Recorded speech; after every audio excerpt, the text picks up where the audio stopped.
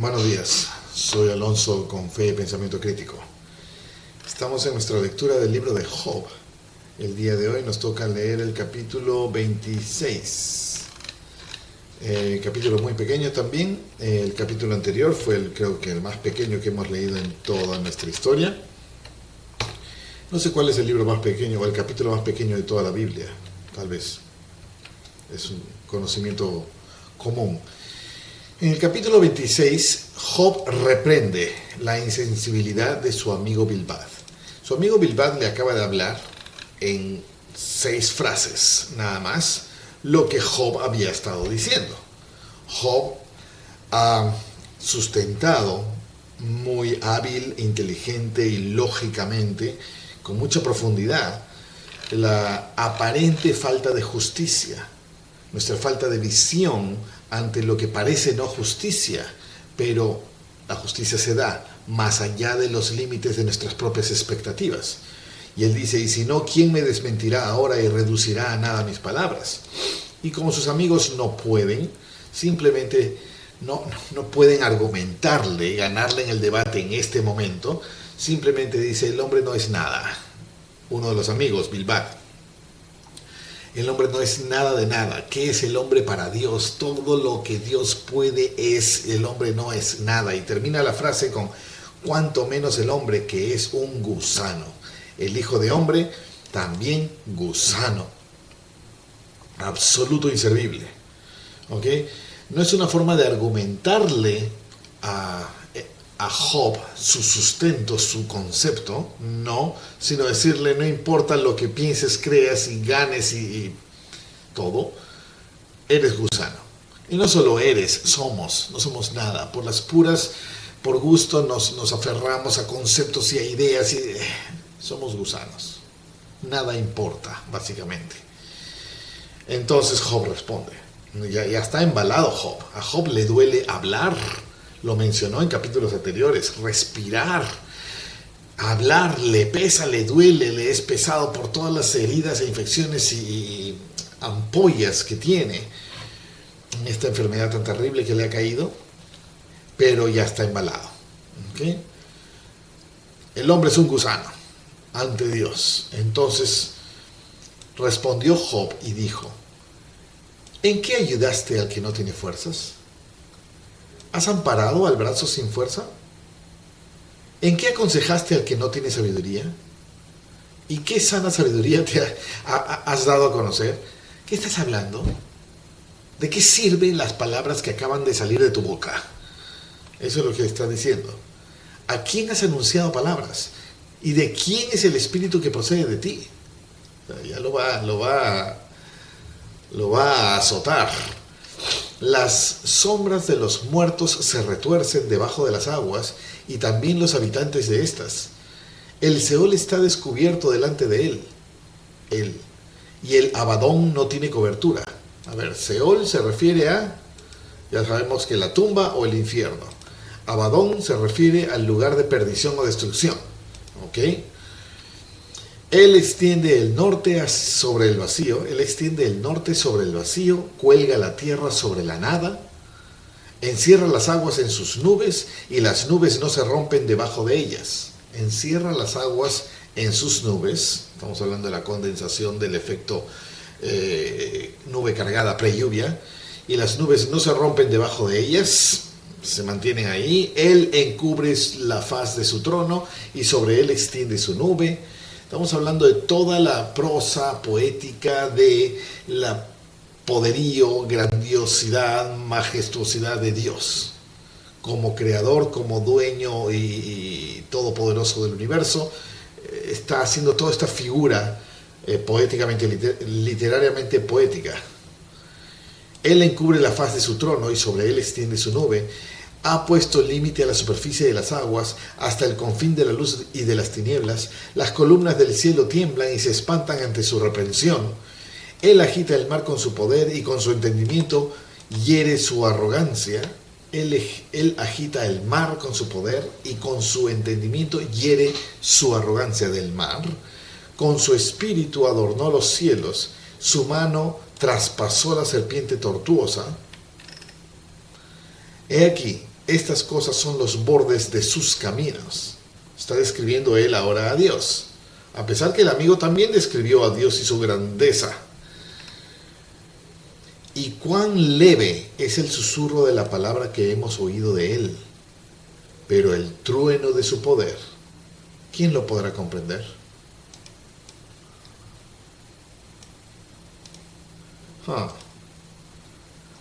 No entiendo la reprensión aquí. Tengo un problema de marcado, me parece, ¿no? A ver, si cambio de estatus puede arreglarse. Ahí está arreglado, ok. Primero le dice, ¿de qué sirve lo que hablas? ¿Ok? ¿De qué sirve lo que hablas? Ay, ¿por qué no me marca? Tengo que estar entrando y saliendo. A ver, vamos a ver. Si volviendo a entrar. Esto no debió ocurrir. Pero ya, ahora marco. Y no se ve. No sé qué está pasando. Oh, está demorando solo un poquito. Ok, entonces. Los primeros versículos está diciéndole, ¿de qué hablas? ¿Para qué has hablado? ¿De qué sirven las tonterías que estás diciendo, básicamente? Porque aquí lo que el amigo habla es, el señorío y el temor están con él hace paz en sus alturas, tiene sus ejércitos número, y sobre quién no se levanta su luz. ¿Cómo pues se justificará el hombre para con Dios? ¿Y cómo será limpio el que nace de mujer? Esta frase es muy valiosa. Habla de la expiación, la caída de Adán, la expiación y todo el plan de salvación, ¿no es cierto? He aquí que ni aun la misma luna, cuanto menos el hombre que es un gusano. Entonces, ¿de qué sirve lo que hablas? ¿A quién estás ayudando con tus palabras? Y empieza a hablar de Dios, Dios, Dios, Dios, Dios y todo lo que Dios puede. Que seguramente merece mucho escrutinio y análisis, y me estoy perdiendo de joyitas preciosas dentro de estas frases poéticas.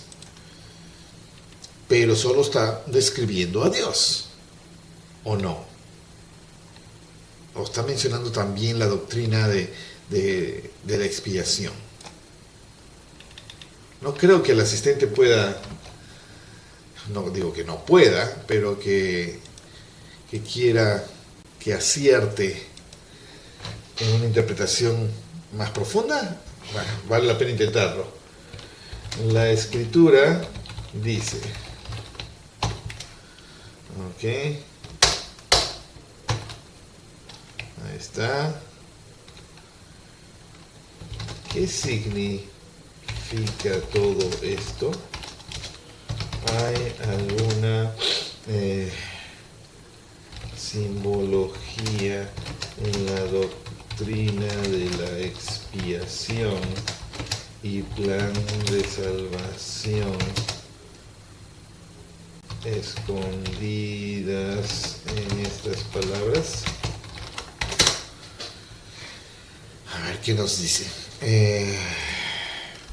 Y finalmente dice, he aquí, estos son los bordes de sus caminos. Hasta ahí alcanza lo que Dios hace, por ponerle un límite, los bordes. Y esto me resalta a mí la última frase, y cuán leve es el susurro de la palabra que hemos oído de él. Cómo Dios nos habla, a pesar de ser tan grande, maravillosa, wow, sus evidencias. Cuán leve es el susurro con el que nos habla. No nos habla en la misma potencia y grandeza de sus creaciones. Nos habla a un nivel de susurro. Pero el trueno de su poder, ¿quién lo podrá comprender? Somos siempre como Tomás, ¿no? Ver para creer. Haciendo la analogía con esa historia. Y queremos que Dios me responda, pero al susurro apenas perceptible que parece solo una idea, que tal vez se me ocurrió, qué locuras estoy pensando, no, son tonterías, Dios no me respondió. Como siempre le he dicho a mi hija, bueno, a mis hijos les digo, el escuchar la voz del Espíritu, o escuchar la respuesta de Dios, o aprender cómo Dios me habla requiere práctica, requiere entrenamiento. El mundo común lo llama sigue tu corazón. Hay cierta magia en esa iniciativa. Seguir tu corazón es ese algo suave interior que no puedes demostrar, pero que sabes que lo sientes y que puede chocar o no encajar con lo que se espera o con lo que otros piensan, y mejor lo callo y lo guardo. Y entreno a callarlo y guardarlo, y con el tiempo dejo de sentirlo, dejo de escucharlo.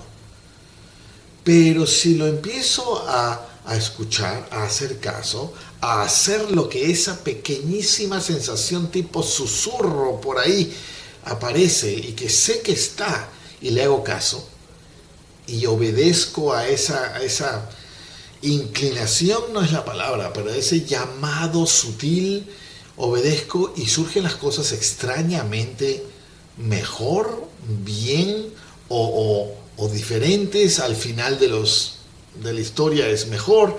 En fin, empiezo a darme cuenta cuándo realmente era una inspiración y cuándo no. Y empiezo a practicarlo y seguir lo que escucho, ese susurro. Y conforme practico, con el paso del tiempo, lo escucho mejor. Es como sintonizar mi frecuencia, es como amplificar mi antena de captación de esta señal. Requiere práctica. Y el que no la practica no sabe de qué estamos hablando. No sabe qué es eso de que el susurro de la palabra que hemos oído de él. Muchos tenemos que remontarnos a la época en la que éramos niños o jovencitos adolescentes, donde era realmente la etapa más mágica, donde ocurrían cosas que no podía comprender. Y para conformarme con la sociedad, para encajar con mis amigos y el miedo del qué dirán y las vergüenzas del aislamiento, entonces descarto todas esas cosas mágicas y raras que estaban pasando en mi vida. Pero si las practicamos, podemos recuperarlas, definitivamente. Hablar con jóvenes adolescentes es una maravilla para mí, una vez que se establecen las líneas de respeto, porque cuando se juntan jóvenes y empieza el juego de faltar al respeto al que lidera o al que dirige o al que está frente a ellos, no me interesa jugar ese juego. Pero una vez que se establece la cadena de respeto mutuo, hablar al lado mágico de los jóvenes es mágico, es magia pura. Hay un poder en los jóvenes que ni ellos mismos saben cómo manifestar, cómo controlar, cómo callar, cómo dominar. Y una vez que encuentran a alguien que les reconoce eso, y ellos pueden soltar la evidencia de que sí, tengo esto. Todos lo hemos tenido, y todos lo tenemos, pero muchos lo tenemos dormido, y unos más que otros. Pero el joven que está floreciendo entre sus 8 añitos y sus 17 y 18 añitos, ese tiempo es absolutamente mágico, mental y espiritualmente, para su beneficio y o para su destrucción. Esto es lo que quería resaltar. Cuán leve es ese susurro de la palabra que hemos oído de Él.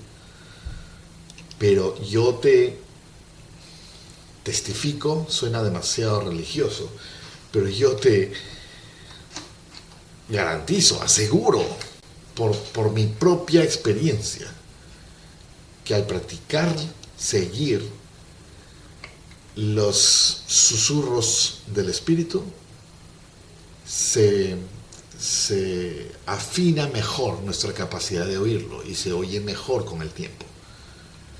Muy bien, eso es suficiente con ese versículo que quería comentarlo. ¿Qué nos dice el asistente virtual? Nos habla mucho.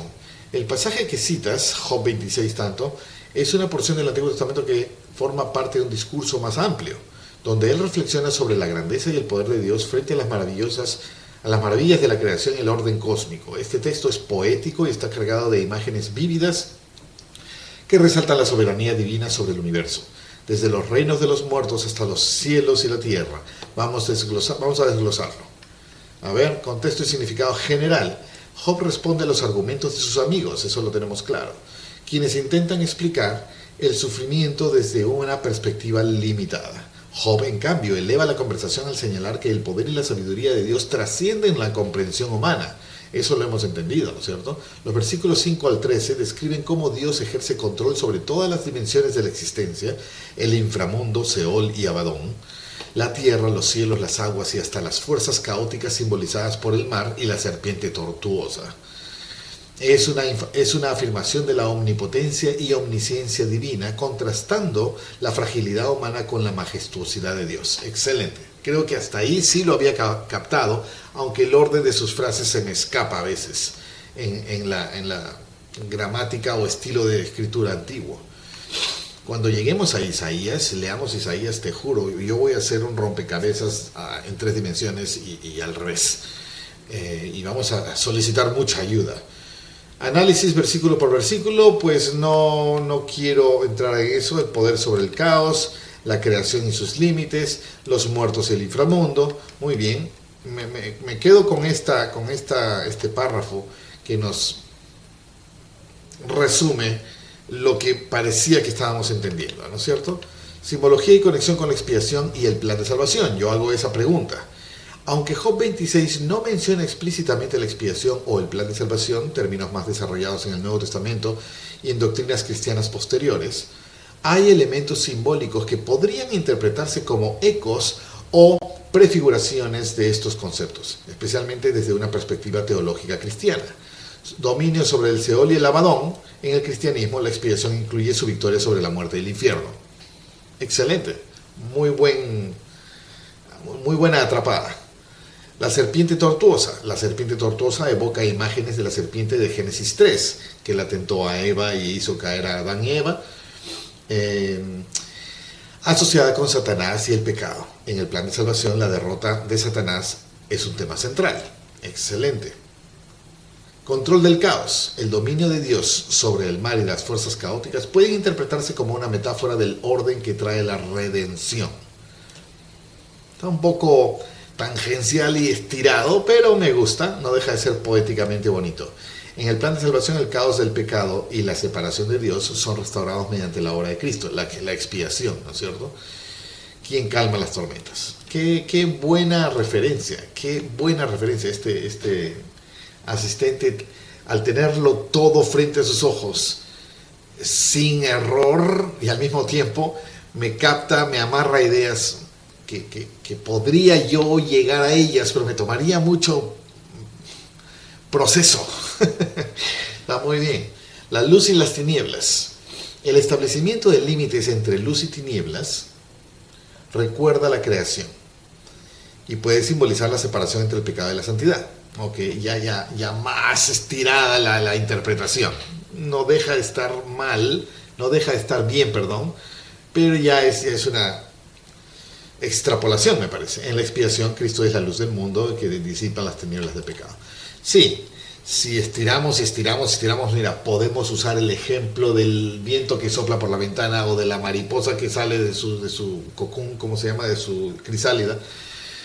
Y todo podríamos usarlo como gran ejemplo de la majestuosidad del plan de Dios para con nosotros. Sí, ¿okay? No es mi intención necesariamente, pero al escuchar tanta simbología me pareció ver por ahí alguna referencia gráfica de la expiación y el plan de salvación. Por eso pregunté y me gustaron los 2 primeros, me encantaron.